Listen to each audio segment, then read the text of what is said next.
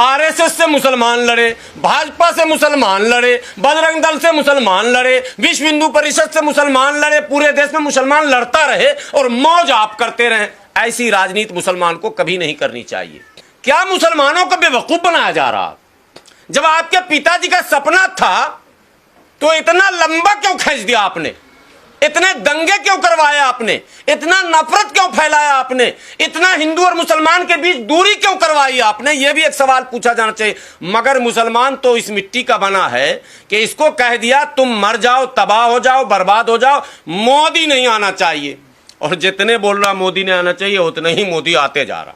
कानून, जब संविधान से देश चलेगा तो संवैधानिक व्यवस्था क्यों नहीं की गई?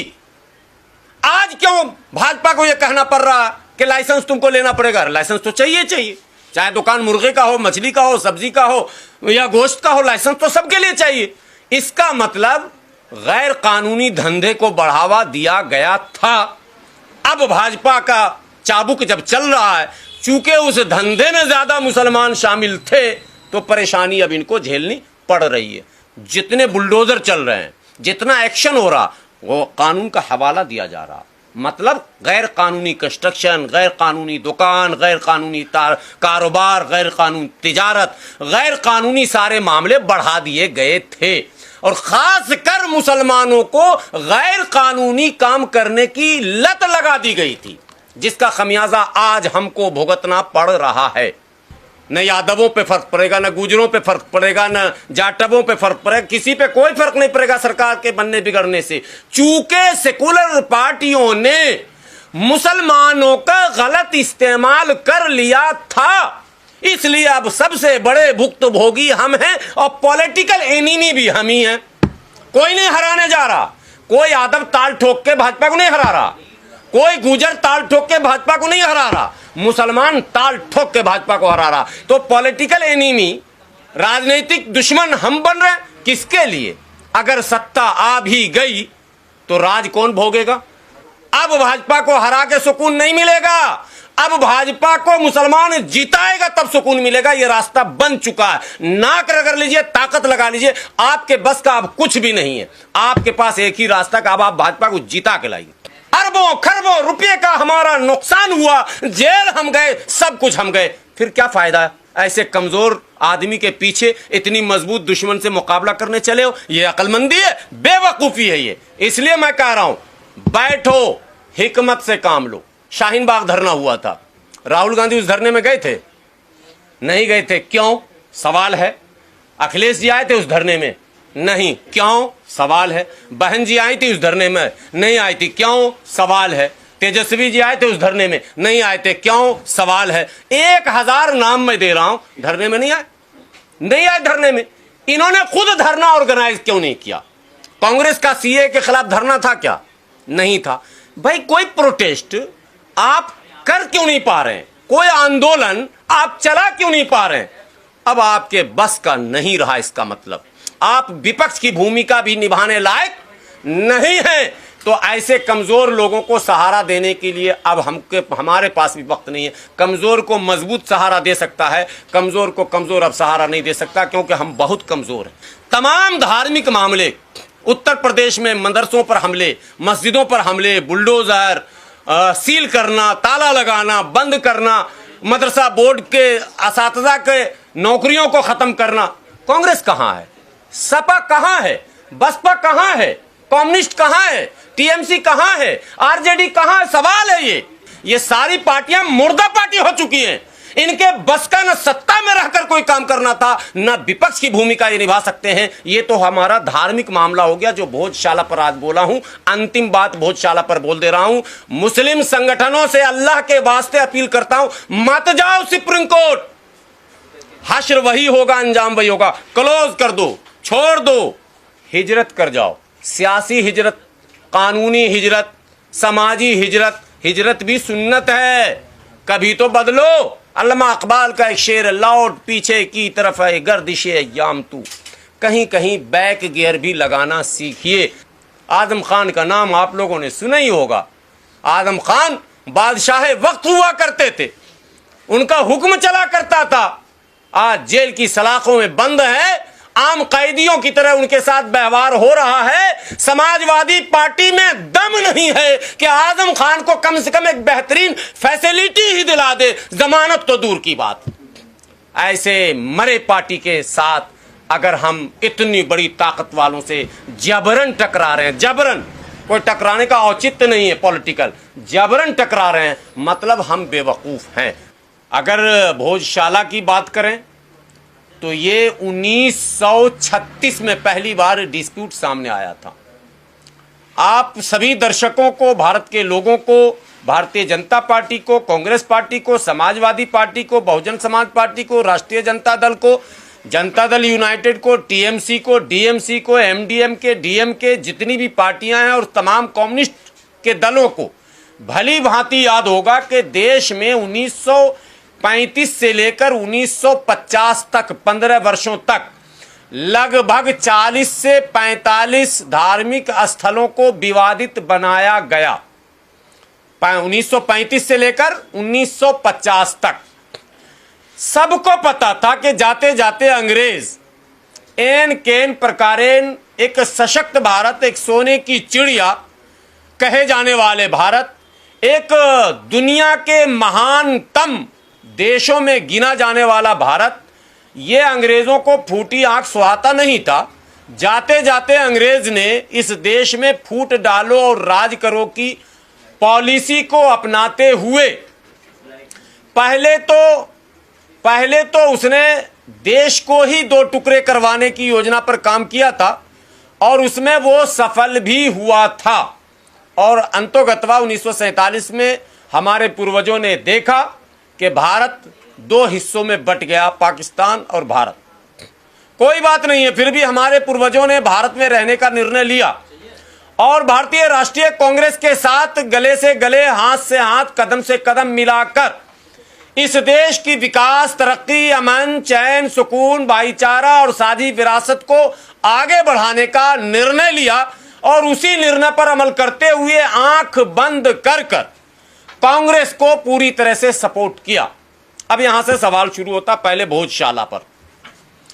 भोजशाला, अयोध्या, काशी, मथुरा और अब नए नए नाम आप जो सुन रहे हैं वो बहुत सारे पुराने भी नाम हैं, नए आप सुनते चले जाएंगे आने वाले दिनों में। ये सारे मामले कांग्रेस के शासन काल में थे। अयोध्या को तो भली भांति आप जानते हैं। इसी कांग्रेस की पूर्ण बहुमत की सरकार ने उसी बाबरी मस्जिद में ताला लगवाया। पहली बात, जब मूर्ति रखी गई तो उसी वक्त आपने फैसला क्यों नहीं किया? निर्णय लेने की क्षमता आप में क्यों नहीं थी जब आप सत्ता में थे? तो या दे देते या ले लेते, खेल खत्म हो जाता। लेकिन जो आज के वर्तमान भारत के प्रधानमंत्री आदरणीय नरेंद्र मोदी जी कहते हैं कि लटकाना, भटकाना और अटकाना ये कांग्रेस का काम है, कांग्रेस ने अपने कार्यों से यह सिद्ध किया। जब 22-23 दिसंबर की मध्य रात्रि में यह डिस्प्यूट हुआ, जहां हिंदू भाइयों ने यह कहा कि रामलला प्रकट हुए, जहां साक्ष्य के आधार पर वहां मौजूद सिपाहियों ने और दूसरे लोगों ने यह कहा कि मस्जिद के दीवार को माने जंप करके, ट्रेस पास करके मूर्ति रखी गई। अयोध्या के वरिष्ठ पत्रकार ने उस पर कई लेख लिखे, उनकी एक किताब अभी लिखी हुई है भी मेरे पास, मौजूद है यहीं पर, अभी 2 मिनट में वो निकलेगा किताब भी। उन्होंने किताब लिखी, चूंकि अयोध्या का चैप्टर क्लोज है इसलिए मैं ज्यादा कुरेदना नहीं चाहता हूं, लेकिन कांग्रेस के शासन सत्ता को समझाने के लिए अयोध्या का जिक्र मुझे लाना पड़ा है। अब उसमें ताला लगा दिया। भाई ताला क्यों लगाया? अगर रामलला प्रकट हुए तो राम मंदिर बना देते, काम खत्म हो जाता। और अगर मूर्ति रखी गई थी तो मूर्ति निकालते, मस्जिद को पवित्र करते, मुसलमान के हवाले करते, फोर्स तैनात करते, खबरदार, होशियार, कोई नहीं आ सकता, मुद्दा खत्म होता। आपने मुद्दा खत्म नहीं किया। नतीजा ये हुआ कि बाद के दिनों में स्वर्गीय इंदिरा गांधी जी ने उसमें और काम किया और जब राजीव जी आए तो उन्होंने शिलान्यास किया। आपने शिलान्यास क्यों किया था? आपको उसी वक्त मंदिर का निर्माण ही कर देना चाहिए था। भाजपा पर आप आरोप लगा रहे हो। देश के प्रबुद्ध मुस्लिम नौजवानों, गंभीरता से टीका टिप्पणी करने से पहले गंभीरता से समझना है। ये अगर नहीं समझोगे तो आने वाला दिन और भी खतरनाक होने वाला है। ये मत समझो कि मामला खत्म हो रहा, आपको समझना ही पड़ेगा और सच बोलना और सच के साथ खड़ा होना पड़ेगा। कांग्रेस ने जानबूझकर किस्तों में उस अयोध्या को, जिस अयोध्या के नाम पर मेरठ, मलियाना, हाशिमपुरा, भागलपुर और कई बड़े दंगे हुए, यहां तक के गोधरा जो दंगा हुआ है वो भी राम भक्त अयोध्या से लौट रहे थे या अयोध्या शायद जा रहे थे साबरमती एक्सप्रेस से, यानी मुद्दा वो भी अयोध्या का था। 15 से 20 हजार मुसलमान काट मार दिए गए उस गुजरात में, मुद्दा अयोध्या था। सैकड़ों मारे काटे गए हाशिमपुरा में, मुद्दा अयोध्या था। हजारों भागलपुर में मारे गए, मुद्दा अयोध्या था। कांग्रेस अंधी थी, बहरी थी, गूंगी थी, लंगड़ी थी, क्या था? क्या मजबूरी थी कांग्रेस की कि इस मुद्दे को खत्म नहीं किया? अंतोगत्वा कांग्रेस खत्म हुई, भारतीय जनता पार्टी आई, मुद्दा खत्म हो गया। आपको तकलीफ जरूर होगी कि मस्जिद की जगह पर मंदिर बना दिया गया, लेकिन मुद्दा तो खत्म कर दिया गया। अब आप समझिए, बाकी बातें आप समझते रहिएगा, मुझे भोजशाला पर वही बात कहनी है। ठीक अयोध्या की तर्ज पर 1936 से यह विवाद चलता रहा। कांग्रेस का शासन सत्ता मध्य प्रदेश में पूर्ण बहुमत का और केंद्र में भी पूर्ण बहुमत की कई बार। उसके बाद अब जो सबसे बड़ा जुर्म हुआ वो 2004 से 2014 यूपीए, अकेले कांग्रेस नहीं, अब सपा आप भी आ जाओ, आरजेडी आप भी आ जाओ, टीएमसी आप भी आ जाओ, कम्युनिस्ट आप भी आ जाओ, क्योंकि यूपीए में आप सब दल थे। डीएमके, सीएमके, जीएमके, जितना दल है सब मिला के बनाया गया था। भाजपा को सत्ता में नहीं आने देना है तो यूपीए की सरकार बनी, सरदार मनमोहन सिंह को प्रधानमंत्री बनाया गया। मैं बार बार कह रहा हूं, फिर कह रहा हूं, इसको समझना ही पड़ेगा। गुजरात दंगे का जांच हुआ क्या? 2004 से 2014 तक 10 साल की सरकार थी इनकी। 10 साल में गोधरा दंगे का जांच होना चाहिए। साबरमती में आग किसने लगाई, आज तक मामला सामने नहीं आया। क्यों नहीं आया? हमको सिखाते हैं।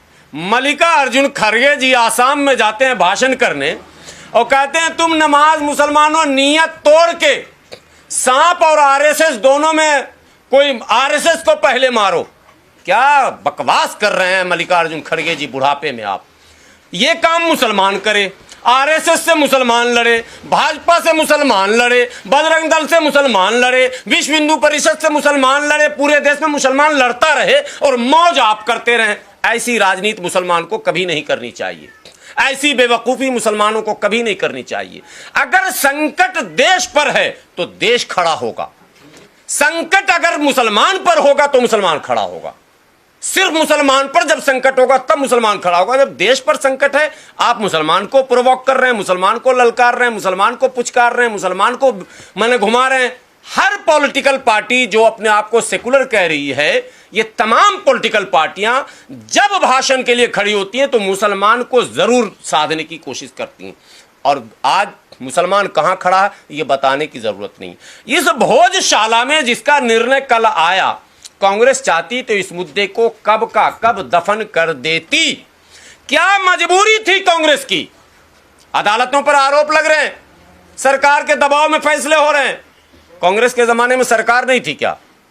कांग्रेस भी दबाव बना लेती, फैसले करवा लेती और करवाया। अयोध्या के मुद्दे पर शिलान्यास, जो बाबरी मस्जिद में हुआ शिलान्यास राम जन्मभूमि का, वो राजीव गांधी ने बाज़ाब्ता कोर्ट से ऑर्डर करा के शिलान्यास किया। वो ऑर्डर कैसे हो गया? और जिसने ऑर्डर किया उन्हीं के साहबजादे, जो रंगनाथ मिश्रा कमीशन आपने सुना है ना, उन्हीं के पिताजी ऑर्डर किए थे, मिश्रा जी। उन्हीं के साहबजादे को आज पद मिला, राजीव गांधी की सरकार में सम्मान मिला। आखिरी में उन्हीं ने यानी मिश्रा जी ने ही, रंगनाथ मिश्रा जी ने ही मुसलमानों की स्थिति पर भी एक कमेटी बनाई गई, उसकी भी अध्यक्षता उन्होंने ही की, जिसको हम रंगनाथ मिश्रा कमीशन कहते हैं, जिसमें 341 की भी अनुशंसा की गई थी कि दिया जाना चाहिए। तो आप जब करा सकते थे तो आपने क्यों नहीं कराया?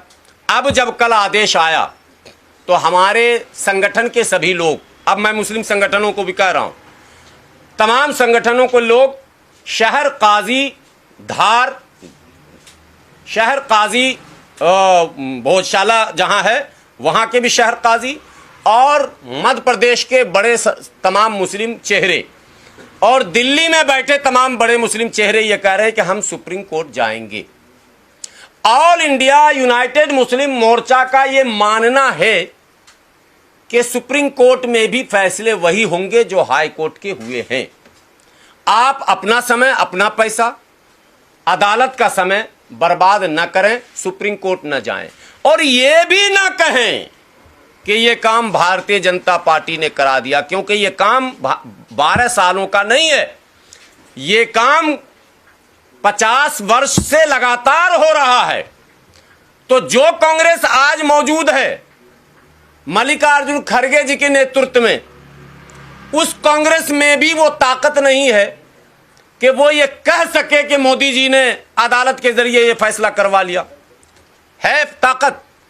अयोध्या में जब फैसला आया, आज की तारीख में अभी बैठा हूं, कोई अगर एक्सपर्ट है सोशल मीडिया के, ट्विटर खोलेंगे और जिस दिन ये फैसला आया था 2019 में नवंबर में अयोध्या का फाइनल फैसला, उस दिन के ट्विटर हैंडल को श्रीमती प्रियंका गांधी जी के देखेंगे। उनका ट्वीट है कि मेरे पिताजी का सपना साकार हुआ। क्या मुसलमानों को बेवकूफ बनाया जा रहा? जब आपके पिताजी का सपना था तो इतना लंबा क्यों खींच दिया आपने? इतने दंगे क्यों करवाए आपने? इतना नफरत क्यों फैलाया आपने? इतना हिंदू और मुसलमान के बीच दूरी क्यों करवाई आपने? यह भी एक सवाल पूछा जाना चाहिए। मगर मुसलमान तो इस मिट्टी का बना है कि इसको कह दिया तुम मर जाओ, तबाह हो जाओ, बर्बाद हो जाओ, मोदी नहीं आना चाहिए। और जितने बोल रहा मोदी ने आना चाहिए उतने ही मोदी आते जा रहा। बंगाल में बोला नहीं आना चाहिए, वहां आ गए। आसाम में नहीं आना चाहिए। 38% मुस्लिम मतदाता हैं आसाम में।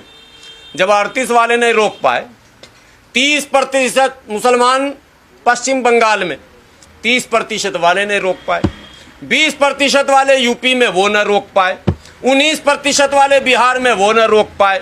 कहां रोक पाओगे पहले ये बताओ? क्यों रोकोगे? दोनों सवाल एक साथ। कहां रोकोगे? क्यों रोकोगे? मुद्दा क्या है तुम्हारा?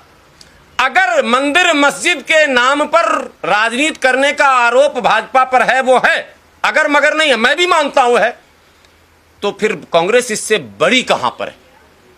सपा इससे पीछे कहां है? आरजेडी इससे पीछे कहां है? बाकी पार्टियां इससे पीछे कहां है?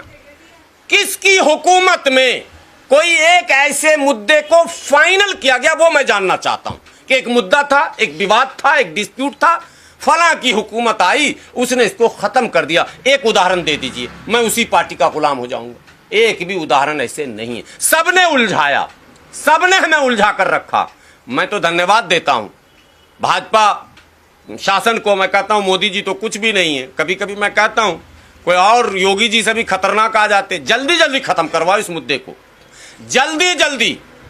बीच में एक बात और बता दूं, पश्चिम बंगाल में नई सरकार बनी है, शुभेंदु अधिकारी मुख्यमंत्री बने हैं। उनका आनन फानन में 4-5 आदेश आ गया। उसमें एक आदेश कुर्बानी को लेकर भी है, एक आदेश स्लाटर हाउस को लेकर भी है, एक आदेश गोश्त बेचने वालों को लेकर है। मैंने कई बार प्रेस कॉन्फ्रेंस के माध्यम से कहा, मंचों से भी कहा कि सेकुलर सरकारों में आखिर क्या मजबूरी थी कि आपने इसके लिए कानून नहीं बनाया? कानून जब संविधान से देश चलेगा तो संवैधानिक व्यवस्था क्यों नहीं की गई? आज क्यों भाजपा को यह कहना पड़ रहा है कि लाइसेंस तुमको लेना पड़ेगा? लाइसेंस तो चाहिए चाहिए, चाहे दुकान मुर्गे का हो, मछली का हो, सब्जी का हो या गोश्त का हो, लाइसेंस तो सबके लिए चाहिए। इसका मतलब गैर कानूनी धंधे को बढ़ावा दिया गया था। अब भाजपा का चाबुक जब चल रहा है, चूंकि उस धंधे में ज्यादा मुसलमान शामिल थे, तो परेशानी अब इनको झेलनी पड़ रही है। गलती किसकी? सेकुलर पार्टियां अगर कानूनी रास्ता बना दे होती, उस वक्त रास्ता बन गया होता, तो आज भाजपा क्या करती? कानून से तो आगे नहीं जाती, कानून के खिलाफ तो नहीं जाती। जितने बुलडोजर चल रहे हैं, जितना एक्शन हो रहा, वो कानून का हवाला दिया जा रहा। मतलब गैर कानूनी कंस्ट्रक्शन, गैर कानूनी दुकान, गैर कानूनी कारोबार, गैर कानूनी तिजारत, गैर कानूनी सारे मामले बढ़ा दिए गए थे। और खास कर मुसलमानों को गैर कानूनी काम करने की लत लगा दी गई थी, जिसका खमियाजा आज हमको भुगतना पड़ रहा है। सत्ता में रह के तो आपने ये खेल किया, विपक्ष में आकर भी हम लड़ रहे हैं किसके लिए? सो कॉल्ड सेकुलर पार्टियों के लिए, और जिसके लिए लड़ रहे हैं वो कोई कमजोर है क्या? आज मोदी जी की सरकार बनने से राहुल गांधी जी की सेहत पे कोई फर्क पड़ा है? उनकी सुरक्षा पर, सिक्योरिटी पर, खाना पर, रहने पर, चलने पर कोई फर्क पड़ा है क्या? अखिलेश जी की सुरक्षा पर, सिक्योरिटी पर, उनके रिहाइश पर, रहने पर, खाने पर कोई फर्क पड़ा है क्या? तेजस्वी जी के किसी चीज पर, सेहत पे असर पड़ा है क्या? नहीं पड़ा। ममता बनर्जी चुनाव हार गई, उनके प्रोटोकॉल में उनको जो फैसिलिटी माने कॉन्स्टिट्यूशनल मिलने वाली है उस पर कोई फर्क होगा क्या? नहीं होगा। अब एक कदम और आगे बढ़ जाऊं, लालू जी, तेजस्वी जी की जाति पर भी कोई फर्क पड़ेगा क्या? लालू जी के हनुमान कहे जाते थे राम कृपाल यादव बिहार में, आज मंत्री हैं भारत सम्राट की मंत्रिमंडल में। फर्क हम पर पड़ रहा है। क्यों पड़ रहा है यह सवाल क्यों नहीं पूछा जा रहा है? न यादवों पे फर्क पड़ेगा, न गुजरों पे फर्क पड़ेगा, न जाटवों पे फर्क पड़ेगा, किसी पे कोई फर्क नहीं पड़ेगा सरकार के बनने बिगड़ने से। चूंकि सेकुलर पार्टियों ने मुसलमानों का गलत इस्तेमाल कर लिया था, इसलिए अब सबसे बड़े भुक्तभोगी हम हैं और पॉलिटिकल एनिमी भी हम ही हैं।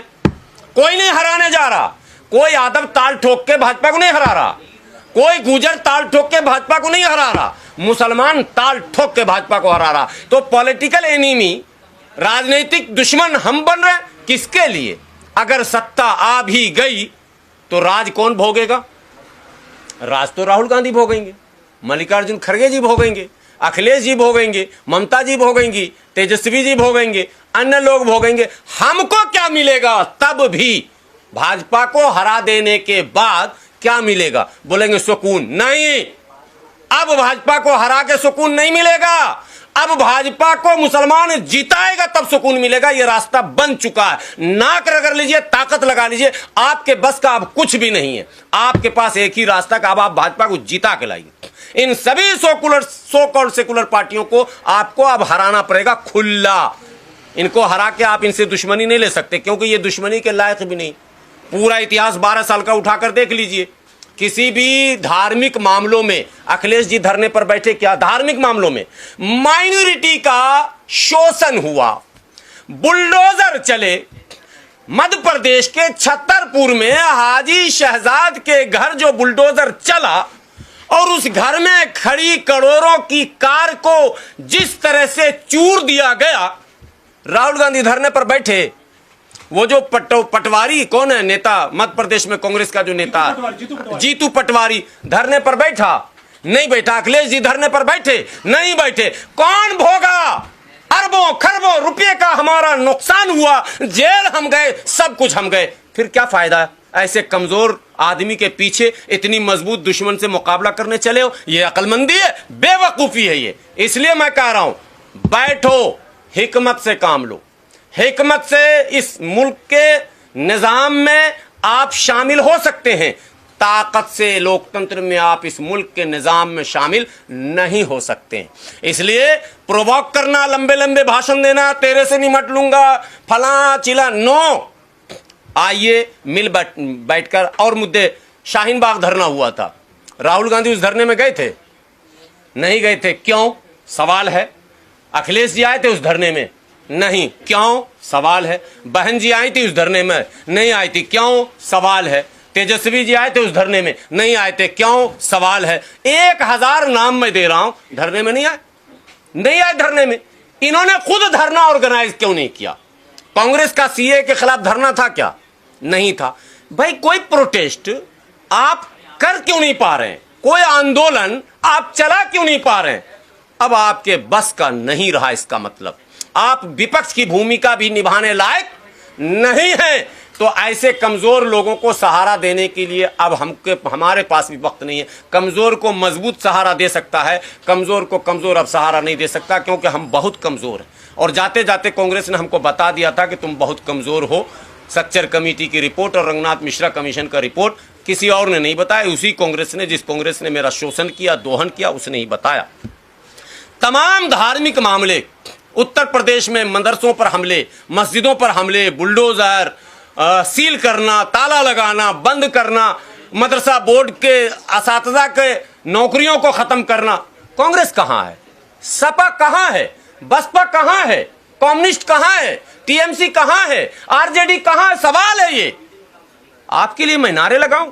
असम का रिपोर्ट ये बताता है कि कांग्रेस 19 सीट जीती वहां असम में। 19 जीती कि 20 जीती? 19। 18 मुसलमान जीते। 19 में 18 मुसलमान जीते दिलशाद भाई। मतलब कांग्रेस के पास एक भी नॉन मुस्लिम नहीं बचा। बंगाल में 1 सीट कांग्रेस जीती, मुसलमान। कम्युनिस्ट 2 सीट जीती, मुसलमान।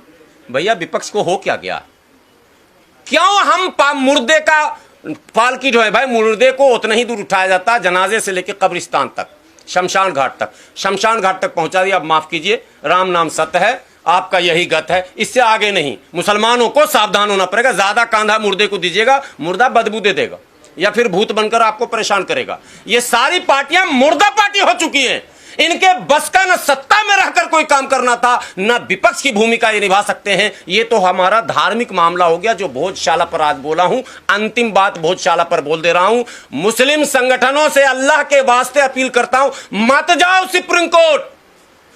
हश्र वही होगा, अंजाम वही होगा। क्लोज कर दो, छोड़ दो, हिजरत कर जाओ। सियासी हिजरत, कानूनी हिजरत, समाजी हिजरत। हिजरत भी सुन्नत है, कभी तो बदलो। अल्लामा इकबाल का एक शेर, लौट पीछे की तरफ है गर्दिशे अय्याम तू। कहीं कहीं बैक गियर भी लगाना सीखिए। हमेशा गाड़ी में टॉप गियर ही नहीं लगता है, कई बार बैक गियर भी लगाना पड़ता है, उसकी जरूरत पड़ती है। सो इस वक्त मुसलमानों को बैक गियर लगाने की जरूरत है। कोई ये मत कह देना भूल से कि हम डरपोक नहीं, सब डरते हो। अभी ओवैसी साहब पे छापा एक तो ईडी का पड़ जाए, फिर देखना उनका भी बिरनी की तरह उड़ने लगेंगे। सब डरता है, कौन कहता है मैं नहीं डरता हूं? ये तकरीर है कि अल्लाह के सिवा किसी से नहीं डरता हूं। सब डरते हैं और डर का मुजाहिरा भी सबका हो चुका है। डर की हालत तो ये है कि इतने बड़े कायद, इतने बड़े लीडर उस काली कोठरी में बरसों से बंद हैं, कोई पूछने वाला नहीं है। आजम खान का नाम आप लोगों ने सुना ही होगा। आजम खान बादशाह वक्त हुआ करते थे, उनका हुक्म चला करता था। आज जेल की सलाखों में बंद है, आम कैदियों की तरह उनके साथ व्यवहार हो रहा है। समाजवादी पार्टी में दम नहीं है कि आजम खान को कम से कम एक बेहतरीन फैसिलिटी ही दिला दे, जमानत तो दूर की बात। ऐसे मरे पार्टी के साथ अगर हम इतनी बड़ी ताकत वालों से जबरन टकरा रहे हैं, जबरन, कोई टकराने का औचित्य नहीं है पॉलिटिकल, जबरन टकरा रहे हैं, मतलब हम बेवकूफ हैं। नहीं, बेवकूफ़ी नहीं कीजिए, रुकिए, संभालिए, सोचिए, हिकमत से काम कीजिए। कोई पार्टी आपके फेवर में नहीं है। आपको अपनी रणनीति, पॉलिसी ऐसी बनानी होगी कि सारे दरवाजे ओपन रहने चाहिए। कबीरा खड़ा बाजार में, सबकी चाहे खैर, ना काहू से दोस्ती, ना काहू से बैर। यह हमारा मजहबी मामला था जो मैंने भोजशाला पर अब कहा।